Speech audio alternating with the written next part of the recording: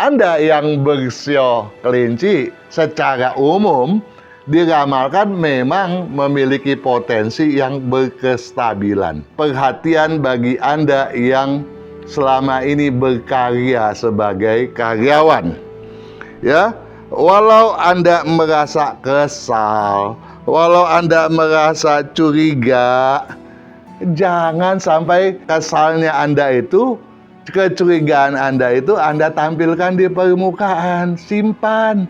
Anda diharapkan untuk mengetatkan pendanaan, ya, hutang piutang dan penjaminan. Jadi jangan menjaminkan seseorang ya demi kepentingan orang tersebut, kemudian Anda menjaminkan misalnya dengan barang Anda, ya, agunan Anda, atau bahkan dengan nama baik Anda. Tolong itu tidak Anda lakukan.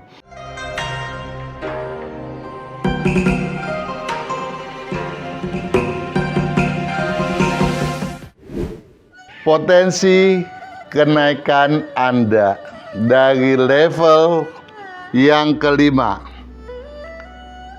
nanjak hingga ke peringkat yang ketiga. Sungguh sangat mengagumkan. Anda yang bersio kelinci memang memiliki peluang tersebut pada tahun kelinci yang baru saja berlalu. Peningkatannya tentu saja bakal jauh lebih baik kalau Anda selama ini tidak terlampau waspada, ya. Jadi kalau Anda tidak bersikap paranoid, maka peluang Anda, kesempatan Anda untuk bersikap objektif jauh lebih terbuka lagi. Yang penting Anda jangan terperangkap untuk bersikap di atas angin. Nah, kalau semuanya itu bisa Anda upayakan dengan sebaik mungkin, ya, maka sebagai pengusaha, kalau Anda menerapkannya dengan tidak merasa khawatir apapun, kemajuannya akan sangat signifikan. Begitu pula sebagai karyawan. Kalau Anda tidak merasa ragu dan berkeyakinan ekstra, wah, jangan diomong deh. Peningkatannya jauh lebih baik lagi. Nah, bagaimanakah sekarang ini nih? Kita mau memasuki tahun ular kayu 2025, Imlek 2576. Apakah peluang itu masih tetap ada? Anda yang bersio kelinci secara umum diramalkan memang memiliki potensi yang berkestabilan. Dalam artian tetap berada pada peringkat yang ketiga, namun dengan kecenderungan kenaikan keberuntungan yang lumayan, lebih daripada lumayan bahkan. Nah, untuk mencapai hal itu dibutuhkan satu upaya ekstra tentunya. Nah, hal itu dapat Anda ketemukan solusinya pada kiat sukses berikut ini. Saya bacakan untuk Anda sekaliannya. Angkuh, serakah, hal yang bisa mencuat tanpa alasan. Jadi sikap angkuh, ya, masih terus saja terbawa, ya. Jadi sikap di atas angin harus Anda hindari betul-betul.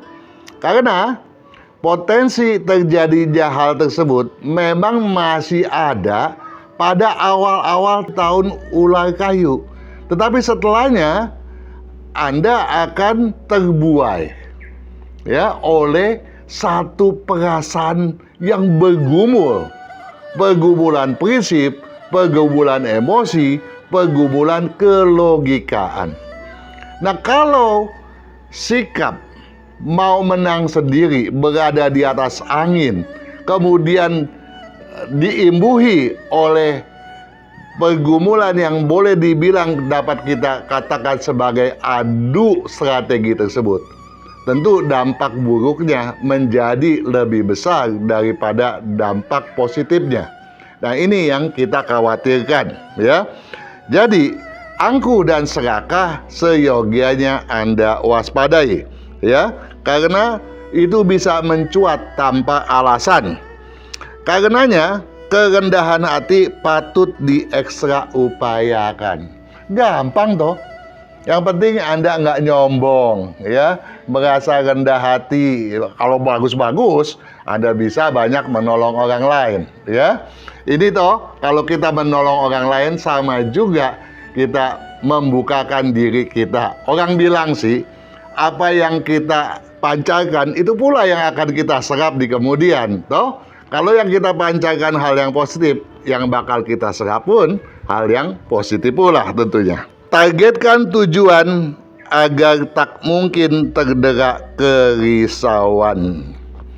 Jadi selain Anda nggak boleh angkuh, nggak boleh sok-sokan, Anda pun harus melakukan penargetan tujuan. Jangan sembarangan. Jangan karena merasa terbuka, target gua hajar sekian. Jangan, ya. Tetapi sebaiknya Anda terapkan itu berdasarkan analisis jumlah nilai keberuntungan Anda. Kalau jumlah nilai keberuntungan Anda besar di atas 6, iya sikat aja, itu sih nggak ada kekhawatiran lagi kita.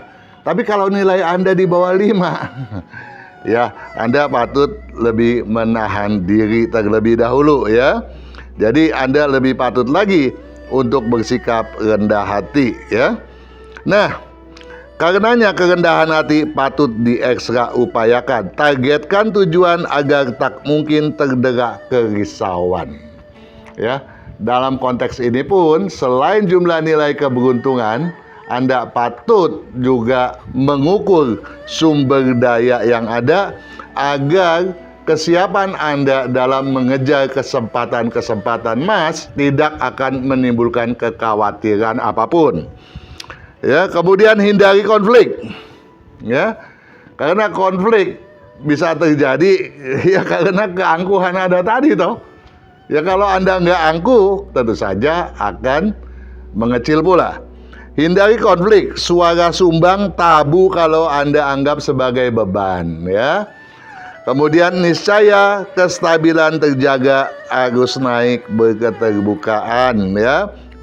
Jadi kalau Anda bisa mempedomani kesemuanya itu, tentu saja keberuntungan akan sangat berpihak kepada Anda. Terlebih kalau misalnya Anda betul-betul mempedomani kalender tahun ular kayu 2025 Imlek 2576 ini.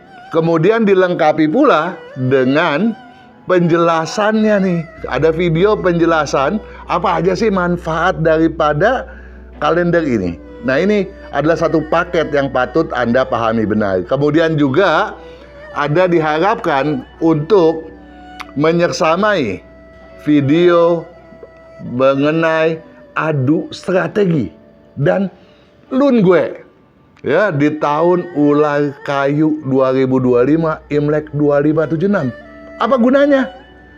Tentu saja sangat berguna, saudara, ya.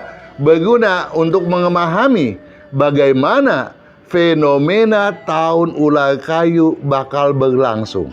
Nah, kalau itu sudah Anda pahami, tinggal Anda sinergikan dengan bagaimana nih potensi sio Anda.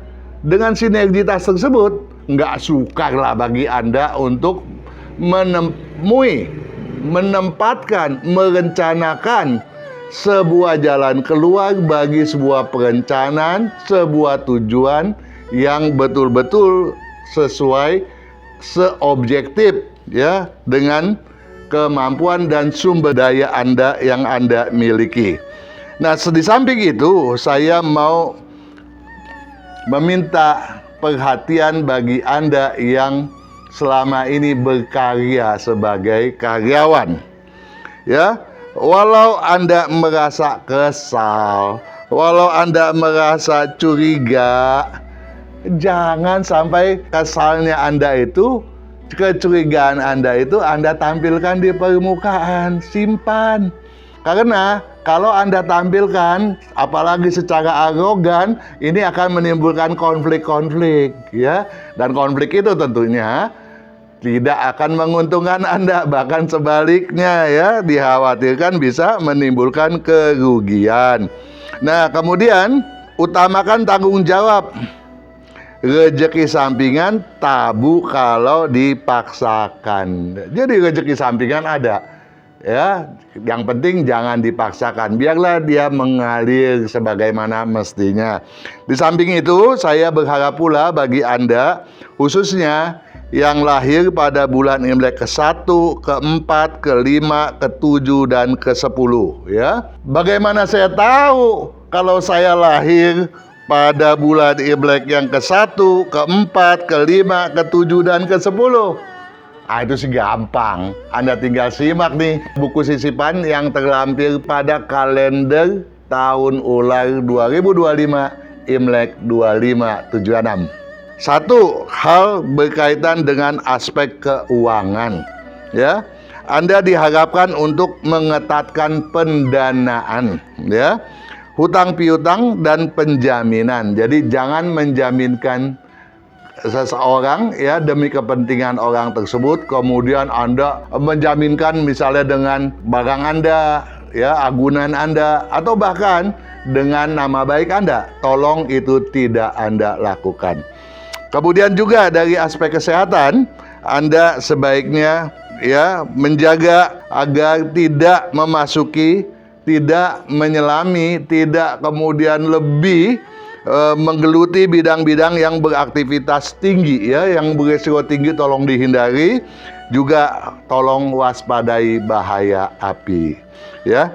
Kalau kesemuanya ini Anda seksamai dan pedomkankan dengan baik dan benar, saya percaya, ya, di ujung tahun ular Anda pun akan menjadi seorang pemenang dengan keberuntungan yang lebih daripada sekedar lumayan, bahkan bukan tidak mungkin berkeberuntungan semaksimal mungkin. Sukses selalu.